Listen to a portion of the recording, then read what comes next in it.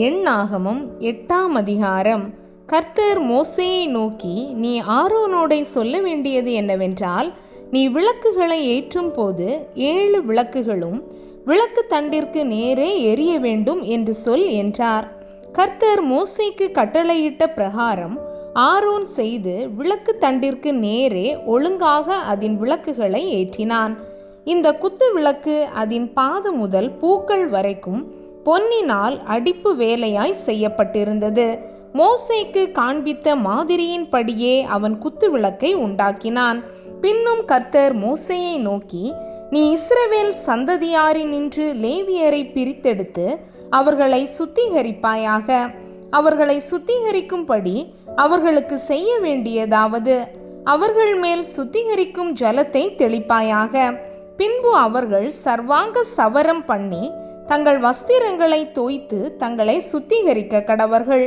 அப்பொழுது ஒரு காளையையும் அதற்கேற்ற எண்ணெயிலே பிசைந்த மெல்லிய மாவாகிய போஜன பலியையும் கொண்டு வர கடவர்கள்.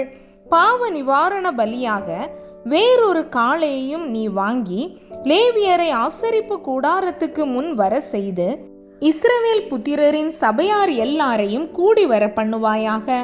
நீ லேவியரை கர்த்தருடைய சந்நிதியில் வர பண்ணின போது இஸ்ரவேல் புத்திரர் தங்கள் கைகளை லேவியர் மேல் வைக்க கடவர்கள்.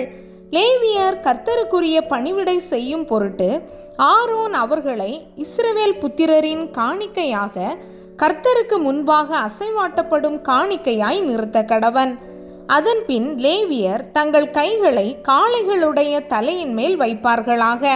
பின்பு நீ லேவியருக்காக பாவ நிவிர்த்தி செய்யும் பொருட்டு கர்த்தருக்கு அவைகளில் ஒன்றை பாவ நிவாரண பலியாகவும் மற்றொன்றை சர்வாங்க தகன பலியாகவும் செலுத்தி லேவியரை ஆரோனுக்கும் அவன் குமாரனுக்கும் முன்பாக நிறுத்தி அவர்களை கர்த்தருக்கு அசைவாட்டப்படும் காணிக்கையாக்கி, இப்படி நீ லேவியரை இஸ்ரவேல் புத்திரரிலிருந்து பிரித்தெடுக்க கடவாய். லேவியர் என்னுடையவர்களாய் இருப்பார்கள். இப்படி அவர்களை சுத்திகரித்து அவர்களை அசைவாட்டும் காணிக்கையாக்க கடவாய். அதன் பின்பு லேவியர் ஆசரிப்பு கூடாரத்தில் பணிவிடை செய்ய பிரவேசிக்க கடவர்கள். இஸ்ரவேல் புத்திரரில் இருந்து அவர்கள் எனக்கு முற்றிலும் கொடுக்கப்பட்டிருக்கிறார்கள். இஸ்ரவேல் புத்திரர் எல்லாரிலும் கர்ப்பம் திறந்து பிறக்கிற சகல முதற் பேருக்கும் பதிலாக அவர்களை எனக்கு எடுத்துக்கொண்டேன். இஸ்ரவேல் புத்திரரில் மனிதரிலும் மிருக ஜீவன்களிலும் முதற் பேரானதெல்லாம் என்னுடையது.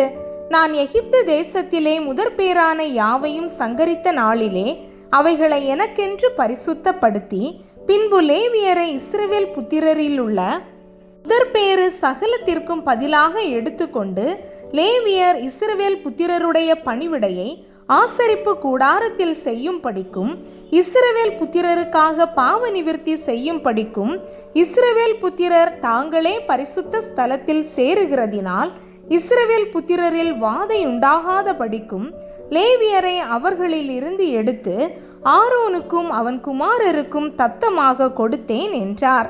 அப்பொழுது மோசேயும் ஆரோனும் இஸ்ரவேல் புத்திரரின் சபையார் யாவரும் கர்த்தர் லேவியரை குறித்து மோசேக்கு கட்டளையிட்டபடியெல்லாம் லேவியருக்கு செய்தார்கள்.